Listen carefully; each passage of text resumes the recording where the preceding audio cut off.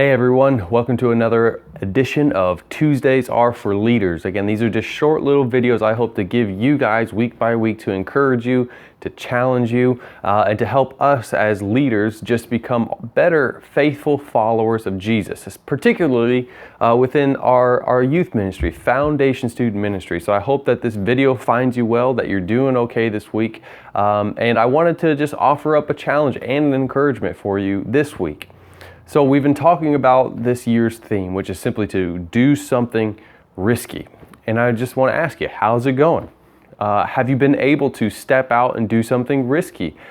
Has God showed up in a special way in your life?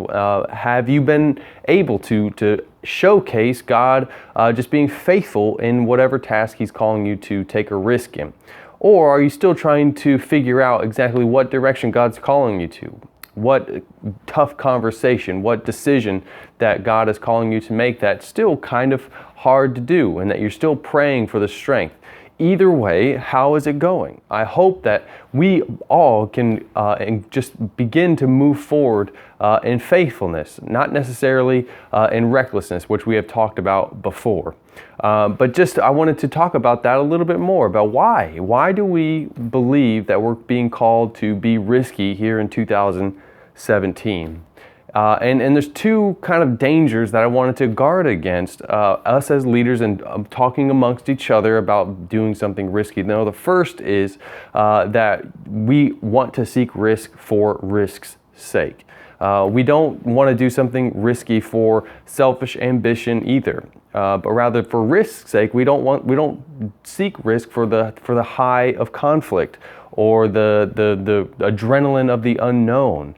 Or we don't seek risk for selfish ambition. Risk is not simply about us advancing in any area of life.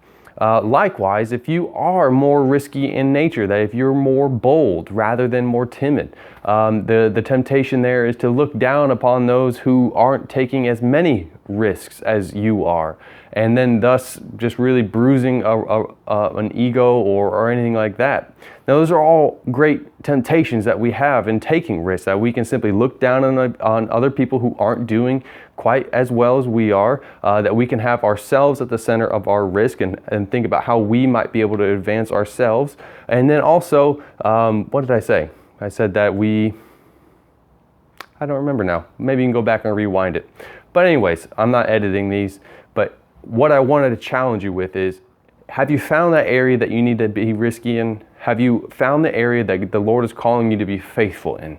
And if so, continue to press in. Continue to ask the Lord to lead and guide you step by step by step, because it will be a slow process for many of us. And if you haven't found that relationship, that area of life, that ministry that God's calling you to be risky in, know that I'm praying for you, but also that I want to encourage you to take that first step. Regardless of any direction it is, just take that first step, trusting that the Lord will be faithful. And that's what risk is all about, is proving the Lord's faithfulness amongst any circumstance we have, amongst any conflict we have, against any circumstance whatsoever. The Lord will be faithful, for He alone is sovereign, for He alone is faithful, always and forever. So, with that, I ask you, how's it going? And hopefully we can continue to press on and be risky together for the Lord's sake, not ourselves. So I look forward to meeting together this week, and I'll see you next week. Bye.